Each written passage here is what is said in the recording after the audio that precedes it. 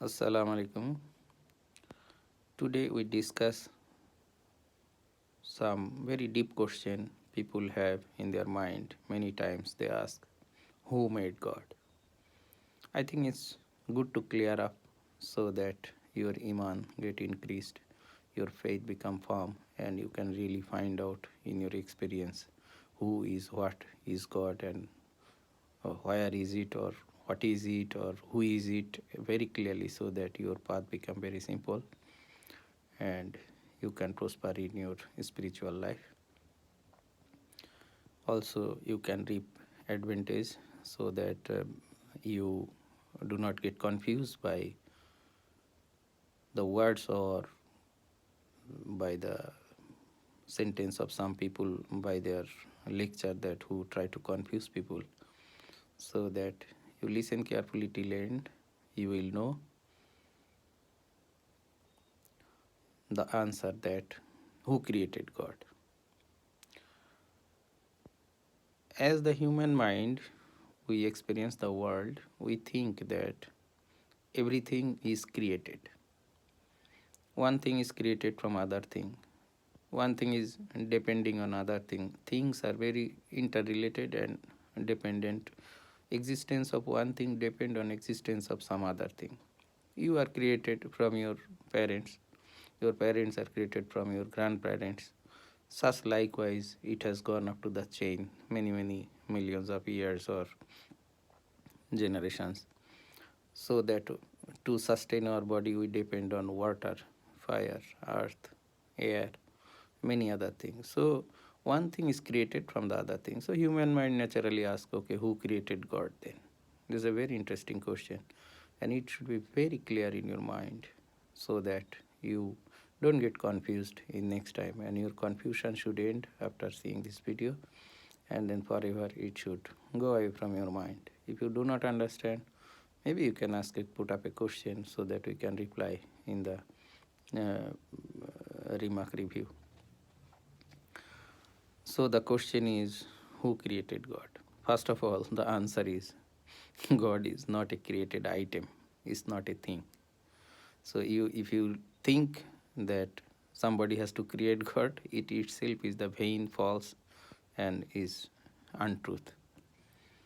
So that then how come God came? Actually, if you see the definition of God, then in Quran, if you refer, you will see that in Surah Ikhlas is very clearly stated, defined, and that is enough to understand who and what is God. It says, Qul hu Allahu ahad. Allah is one. Allahu samad. That is, Allah is independent. So independent, in the sense, independent is a big word. You try to understand this, everything will get clear in your mind. This is the key basically. Allah is independent. Independent of what? Allah is independent of time, space, dimension. Allah is independent of any kinds of dependability of eating, sleeping, any human nature, so that there is no dependency. So as Allah is not created, He is as in was there. The time doesn't tie up. Time doesn't restrict. Time does not do anything. Time is for your body, your material body. Time is there. For your soul, there is no time again. It matters nothing. So the time does not touch. So Allah is not created, is free from the blame of that somebody has created him. No. Allah is free from gender, is not male, not female. What is that? If you see clearly, you are conscious, you are asking question. If you don't have consciousness, you cannot ask question. Where from this consciousness arise? Is a big question, is a big debate in scientific world. Even people are confused heavily how the consciousness is. They think that consciousness is created, but which is not. This consciousness is priori of everything. This consciousness does not depend on anything, any created thing, any created material. This is basically not consciousness, we could say it awareness. When the awareness affecting the bodies is called consciousness. So the awareness which was before the creation is unborn. Nobody give birth of this. And it doesn't give birth anyone. Like the parents give birth of children. Not like that. But this pure awareness, when decide to do something, is a great mind, it's an unborn mind. You know, in Muslims we called Allah. In Hinduism they might say Bhagavan. In other religion they might say unborn Buddha mind, or the God, or Ishwar, or Dios, whatever is the name given, they are all pointing to the same entity which is unborn.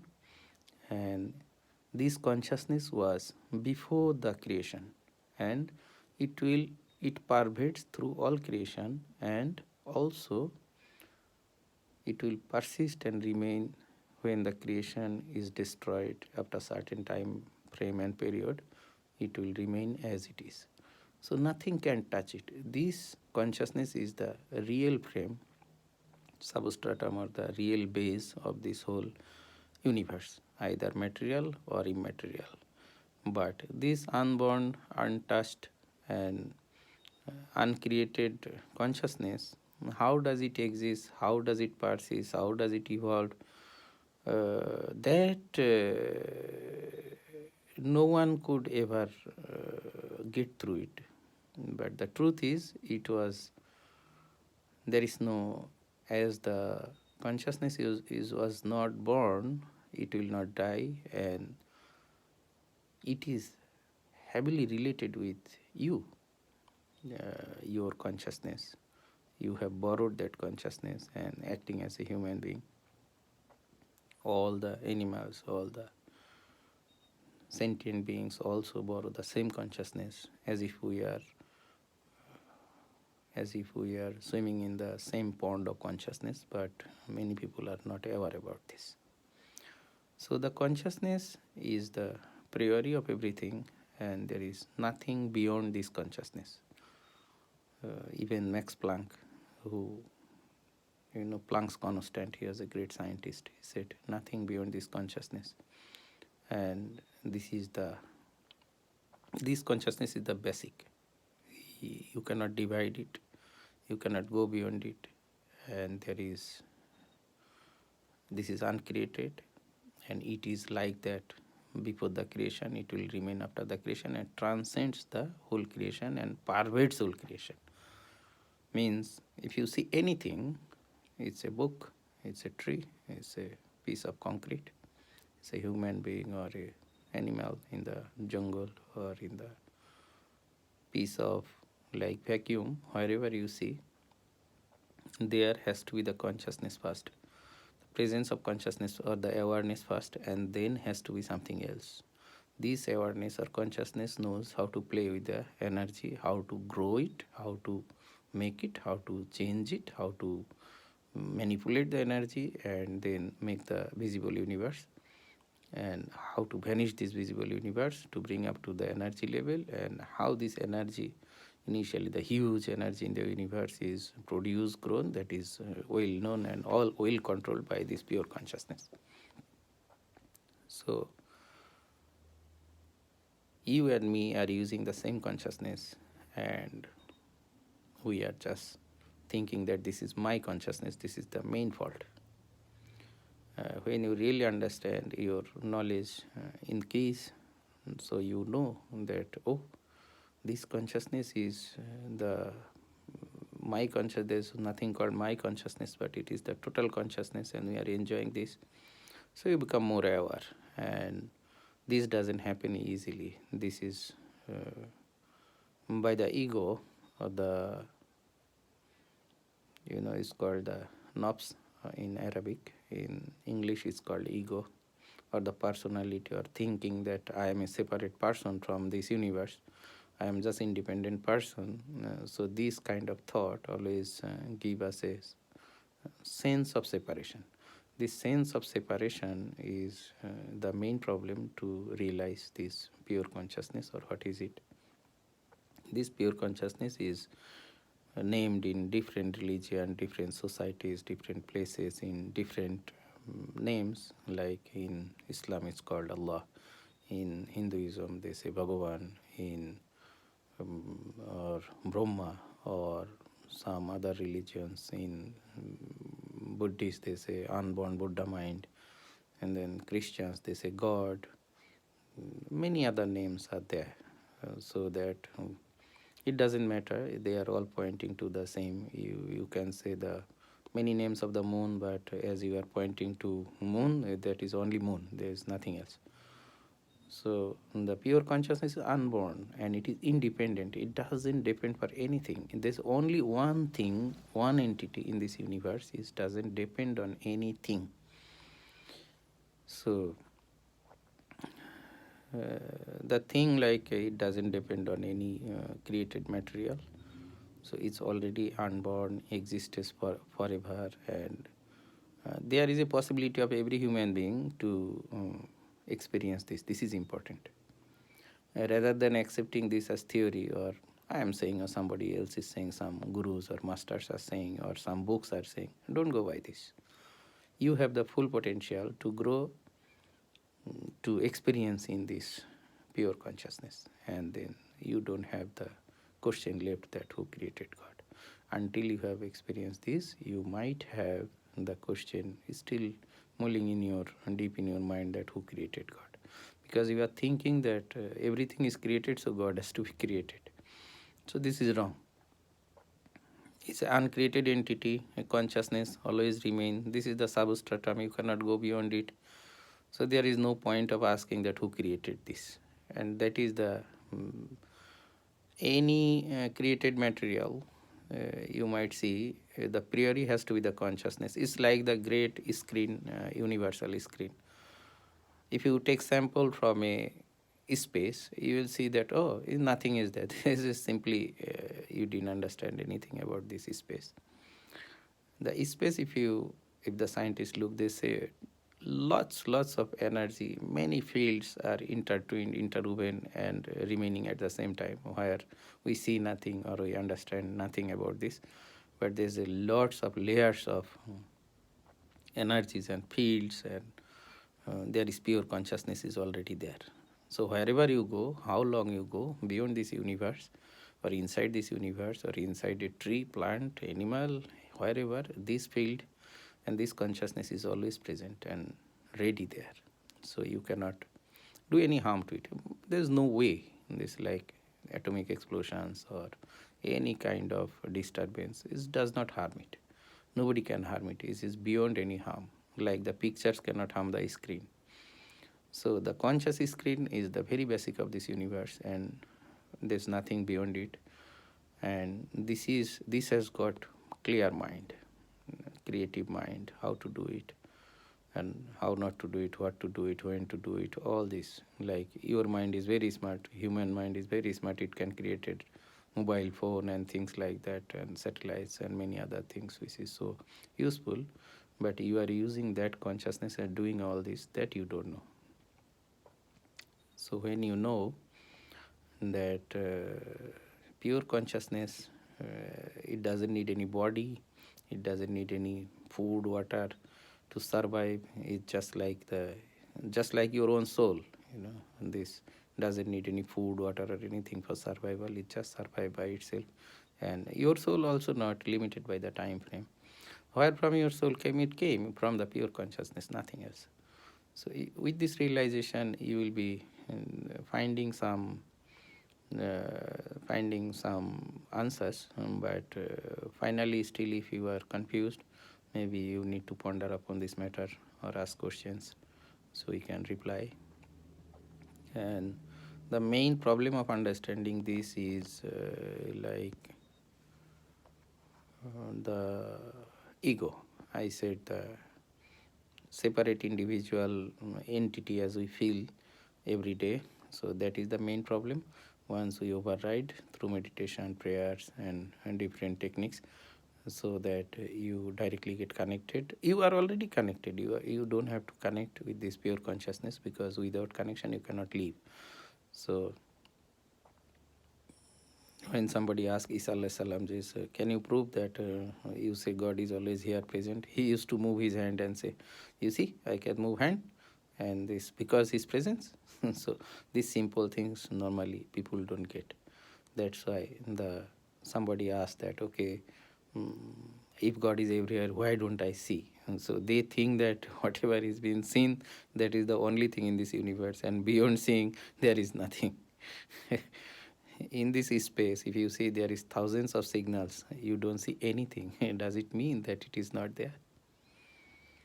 There is not only mobile signal, TV signal, electromagnetic signals, there's lot of extraterrestrial signals, there is lots of signals, these waves and signals in LORAN, DECA, Omega, navigational signal, many kinds of signals are for radio signals, full of these signals, but various waves and frequencies and different wavelengths. But these are all the energy is one type of another.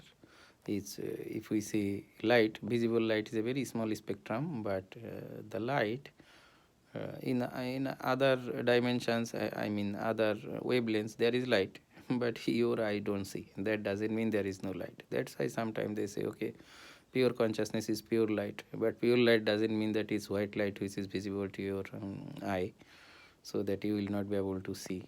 You see very small fraction of the lights, so that you don't get confused. You cannot see many things, and to see a thing has to be a thing, then which reflect light and then come back to your retina. You sense that you are seeing something. So God is not like that, as he is independent from the things. That's why you cannot just see in your visible eye. But this is the causing. It says that, okay, eyes cannot get me, but I am behind the eyes. Vision cannot get me, but I am behind the vision. So your vision is happening because the pure consciousness is acting behind your vision. You cannot see without this pure consciousness which is acting behind your vision. If you seize the consciousness, you are just dead. You cannot just get to see anything. So you're seeing, hearing, you're touching, taste, and all this faculty of senses cannot be without this pure consciousness. If you think anything, reading, studying, moving, not possible without this pure consciousness. So no faculties will work. So these consciousness have been gifted to you from the birth, and it will not be seized. Even your soul is full of powered with this pure consciousness, so it will not be seized. Only will suffer due to the poor mind, the work we have done, and the memory of the work, and the result of that work we have to take. So that's why the sufferings will be. If you rectify, then you will be rectified, and you will have no sufferings. You will see the pure consciousness. So pure consciousness can be observed only when somebody is sinless. So sinless, desireless, and the beautiful mind. And the mind of the is like the in Buddhism it's called unborn Buddha mind, and we say Allah, and in Hindus they say, okay, Brahma. But to experience that, you need a very innocent mind. Without that, it is not possible. And we have lots of opinion filled in our mind. So all opinion has to go. It has to be a free mind, and then only you will be able to experience that. And that is beautiful. There's no experience is higher than this. And some sect they say enlightenment, and many other thing, experience of enlightenment. And we say, okay, well, he is forgiven, or Hindus say moksha, but it is the same kind of stuff they are trying to explain. So if you, I hope by this time you are clear that who created God is actually is a vain question, because God is at all not created. So there is no point of asking the question. But as the mind is deluded that everything is created, mind can ask this. So I think I have answered already. We can see that the question itself is not valid, but still the explanation which has been given, I think, good enough. If you still have questions, maybe you need to work out further or search for it, and surely you will get to understand what I'm saying. So next video we'll discuss furthermore. For the time being, assalamu alaikum.